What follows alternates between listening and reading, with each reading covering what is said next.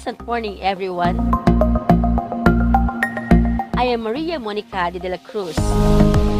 I have been tasked with reporting on the roles of science and technology in the Philippines.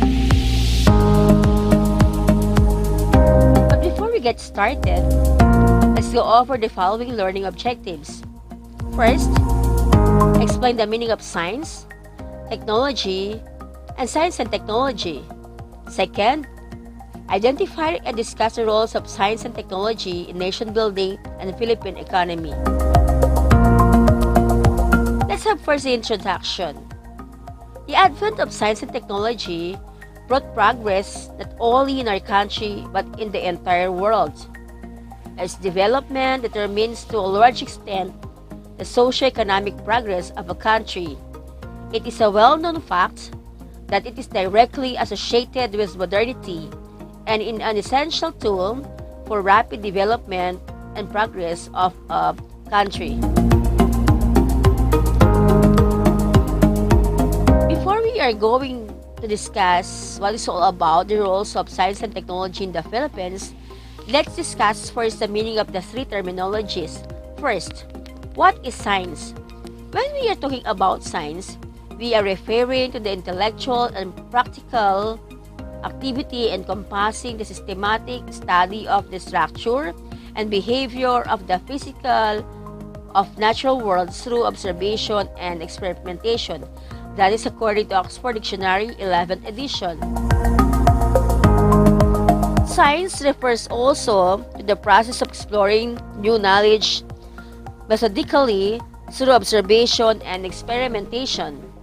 As we perform experiment, we have to be keen observer. At the same time, we have to use our sense organs.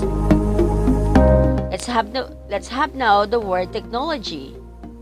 Technology is the application of scientific knowledge for practical purposes. That is according to Oxford. Then we have now, what is science and technology? It is an interdisciplinary topic encompassing science and technology upon which a two-way interaction operates between the two. Two disciplines we are referring to is science and technology. Let's have now communication. The application of science and technology, as well as the emergence of various high-tech communication tools such as gadgets, social media apps, and most importantly, internet. These inventions, these gadgets for communication with our loved ones, we can easily gather information. At the same time, we can easily keep in touch with them. Even though they are far from each other, but still, we can say that they are only a phone call or text away from us. At the same time, we can easily reach out with them with the use of these different gadgets used for communication. Before, communication is very difficult because it takes time for our loved ones to receive the letter from us. But today, we can easily communicate with them. It is only a matter of minute, a matter of second, we can keep in touch with them through voice call, through phone call, through video call, and other means of keeping in touch with them. With the use of the different gadgets, communication can be done in the whole world. At the same time, we are not only dealing with one people, but still we can communicate as many as you can with the use of the different gadgets which are product of science and technology. When it comes to transportation, we have different kinds of automobiles, vehicles that we can use as mode of transportation. Today, We have a variety of vehicles that allow people to travel not only by land, they're also by means of water, they're also by means of air. Science and technology also provide methods for planning, designing, building, and operating transportation system. Before, our ancestors used horses, carabaos, as means of their transportation if they want to go from one place to another. But with the use of the different infrastructures, stable roads, we're able to come up and we're able to easily reach our loved ones. Or if you want to go to a certain destination, you can easily go on that place by means of land, by means of water, or by means of air transportation. Science and technology are used by transportation agencies to count vehicles, passengers, detect car accidents, make reservations, pay tolls, control traffic lights, and do other things. These are some of the pictures.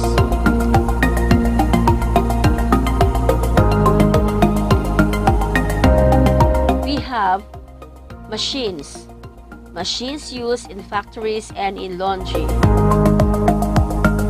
Before, in cleaning household chores, especially washing clothes, we are using our hands. At the same time, when it comes to water, we are using the water from the pump or sometimes water from the bodies of water. But this time, we are using washing machine and other machines that can easily laundry our clothes. By investing in a machine rather than a human workforce, businesses can save millions of pounds. Another role of science and technology is about progress and economic growth. We have there now the infrastructures. Science and technology and innovation have long been important drivers of economic growth and human development, wherein this is extremely beneficial in terms of lowering our country's unemployment rate, wherein businesses are being established in order to sprout it up, at the same time providing job opportunities for others. In this case, these businesses can offer job for the unemployed, especially those people who are affected by the pandemic. Next, these businesses can provide career and job opportunities. Increase the number of job opportunities available to people in order to alleviate poverty. We also have the real estate development that can provide job for the unemployed. At the same time, real estate development that is both accessible and well implemented, that give rise to a certain workplace. Then we also have the different businesses that can offer job opportunities to the people who are suffering from poverty, especially those people who are affected by the pandemic. At the same time, the people who are considered as jobless. Establishments of different business really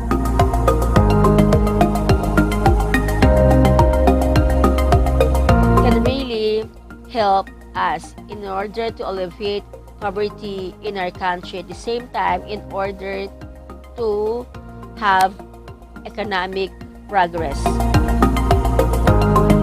The introduction of computer system in most workplaces has increased the efficiency of the businesses by allowing everything to be done much faster and with less stress. This can be done with the use of different computers.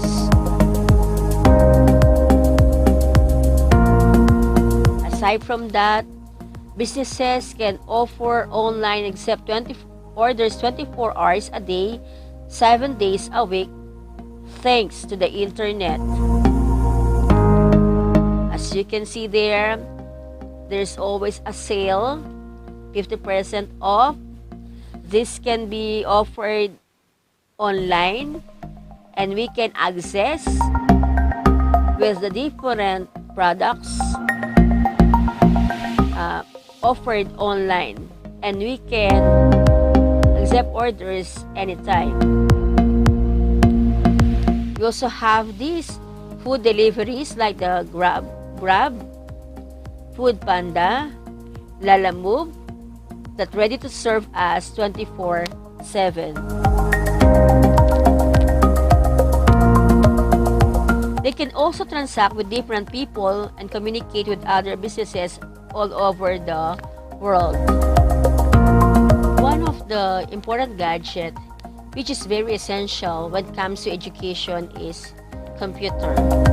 This time of pandemic, in the field of education, considering the new normal education, gadgets such as computer, laptops, tablets, smartphones, and internet connections were in high demand due to online classes, which were chosen as learning modalities in every school, particularly in private schools and higher education. Science and technology also boost sales. Science and technology enable students to experience the richness and excitement of the natural world through inquiry, problem solving, critical thinking, and skill demonstration. Science and technology, everyone, especially students, to easily access information.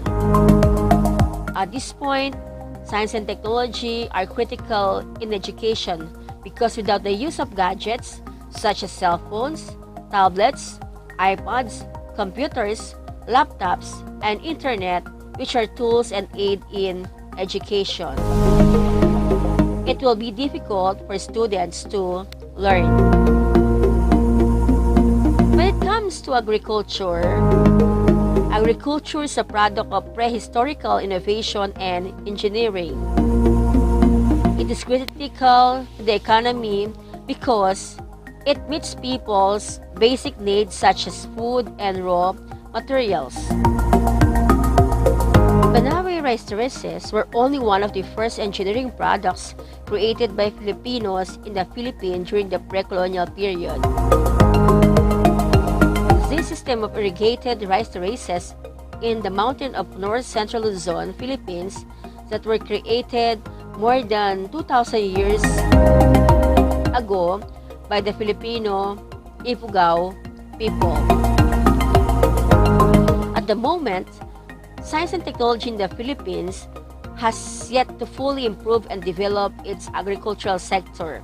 So, F1 hybrid seeds, drones spray fertilizers, solar power, irrigation system websites such as Farmer's Guide Map and the WR801 multi-function hand tractor were developed and used to assist farmers in planting.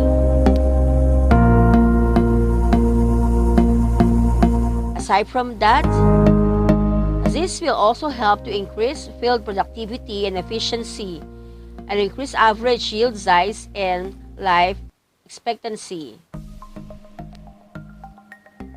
When it comes to economics, science and technology is known in economics to be the key to economic growth. Technological advances enable more efficient and better production of goods and services. Furthermore, science and technology provides tools for studying society in order to determine, analyze, and respond to its needs, resulting in societal improvement. In Southeast Asia, the Philippines is one of the fastest growing economies. With its consistent 6 to 7% annual growth rate, it's one of the best performing economies globally. Such economic growth is driven by the following factors, which have also spurred demand in real estate. Over 2.3 million overseas Filipino workers whose remittances grow at 3% per year and accounts 10% of the country's GDP. Business processing outsourcing increases office space demand and provides 1.3 million job opportunities and contributes $23 billion to the country's economy. Philippine offshore gaming operators, taking approximately 800,000 square meters office space, increases demand for residential spaces to shelter 300,000 working immigrants. Government's investment of $158 billion to modernize Philippine infrastructure to accelerate economic growth and job opportunities, thus increasing domestic spending. And dynamic tourism campaigns lead to continual growth of 7.2 million international visitors, with a value-added $38 billion, and demand for temporary housing. The Philippines is one of the few countries in Asia that allow freehold ownership and condominium units to foreigners. Up to 40% of condominium development can be owned by foreign nationals, providing a remarkable investment opportunity. As Metro Manila offers some of Asia's fastest appreciating yet most affordable properties, with highest rental yields and lowest vacancies. A new central business district that's on the rise and is in fact outpacing other established CBDs in the country is the Bay City, home to the most dynamic urban development in Southeast Asia, and at the helm is the largest conglomerate in the Philippines, the SM Group of Companies. The developments in the area have spurred phenomenal capital appreciation and has made the Bay City a lucrative investment. Traversing through highly developed cities, the Bay City has become a popular point of interest for tourists and business travelers alike. And the Mall of Asia Integrated Lifestyle District within the Bay City houses established world-class landmarks. Mall of Asia, catering to 500,000 to 1 million visitors daily. MOA Arena, having a massive 20,000 capacity. SMX Convention Center, with 21,000 square meters leasable space for 12,000 visitors. And eco-friendly and LEED certified Econ Towers, home to 14,000 employees of multinational corporations. Located near the airports and other key business districts, the Bay City serves as a convenient hub for local and international businesses with over 100,000 employees. Bay City's land values rapidly appreciate due to greater land development opportunities than other central business districts in Metro Manila. Continuous strong demand for office spaces and residential real estate, and accessible and well-implemented real estate development, allowing exponential growth in demand. Condominium inventory in Bay City is expected to rise to 29,000 units by 2021 to address the high real estate demand due to continuous increase in workforce and growing number of tourists looking for accommodation. With the Philippines' strong and steadily rising economy, the Mall of Asia Integrated Lifestyle District in the Bay City positions itself in a dynamic path for growth, making it the ideal place for real estate investment. You had watched a video that depicts our country's economic development and how it contributes to national building. Moreover, science and technology provides tools to study the society in order to determine, analyze, and respond to its needs, which leads to the betterment of the society. Next topic, the role of science and technology in the Philippine economy. DOST, or the Department of Science and Technology, have been spearheading, in accordance with the Duterte administration's 10-point socio-economic agenda. This was held last December 13, 2017, wherein the Makati Business Club, American Chamber of Commerce of the Philippines, Canadian Chamber of Commerce of the Philippines, and the Management Association of the Philippines hosted a joint membership meeting. Invited as guest speaker was Secretary Fortunato de la Peña of the Department of Science and Technology, wherein was able to point out that science and technology makes the country competitive in innovation and self-sustaining development that will allow the economy to learn on its own production, making international trade an icing on its economic cake. We all know that there are a lot of Filipino scientists who were awarded for their exemplary work when it comes to science, technology, and innovation. Research and development activities of the DOST has been at the forefront of initiatives, in the sense that we have to focus more on research and development in order to be competitive when it comes to other countries. Academic institutions are also key partners in the DOST goals of making breakthrough discoveries in the field of research and development. For instance, we have the Lagundi Leads. One notable success story related to this is UP Manila's research on the use of Lagundi leaves as an effective remedy for cough, wherein today this medicine is already being used and available in the drugstore. Development of the Philippine Space Program, which is one of DOST's top priority programs, wherein when we are talking about this Philippine Space Development Program, these are more on the department partnership with other countries for visual imaging and weather pattern forecasting.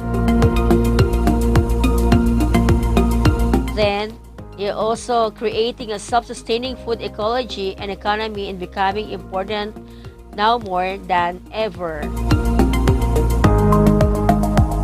If we will try to recall, post-war, the Philippines was one of the best producing countries in Southeastern Asia. However, the Philippines now lags behind the countries like Thailand, Vietnam, and even Cambodia. Philippines launched its own microsatellite, the Diwata-1, and is scheduled to launch Diwata-2 as a follow-up. In here, the department is also in partnership with other countries' space programs and satellites for visual imaging and weather pattern forecasting. The goal of the space program is to bring the Philippines into the 21st century by developing cutting-edge technologies born out of the challenges of space flight and space observation. This will also have an outstanding effect on the improvement of Pag-asa's meteorological technology. One major reason for continuous advancement in the field of meteorological studies is their drive for risk reduction and damage mitigation for natural calamities. We all know that our country is always visited by storms, by typhoons, and therefore we must be ready, and risk reduction and damage mitigation for natural calamities should be alert and continue to find advancement when it comes to the said field. The DOST's focus on agriculture, aquaculture, and forestry programs aim to alleviate the need to import food and increase local yield to satisfy local demand. Sustainable development in this arena will help lower commodity prices and stimulate the local farming economy. That is because food security had always been a looming threat, especially for third world countries such as the Philippines, wherein it has with over 60% of the population living below the poverty line. Creating a self-sustaining food ecology and economy is becoming important now more than ever. At the same time, increase the number of science and engineering graduates in the country. This can be done by considering students who show exemplary when it comes to their studies, which are considered scholars. It is focused more on science and technology, therefore it is their priority will be more on the courses which are related to sciences and mathematics. One of this is engineering. The DOST aims to transform this image of the Philippines and leverage its geographical location by making the country a center of scientific activity and excellence. This little project will end up to a bigger and bigger discoveries, which will hopefully one day make the Philippines a scientific and technological hub like our neighbors Japan, South Korea, and China.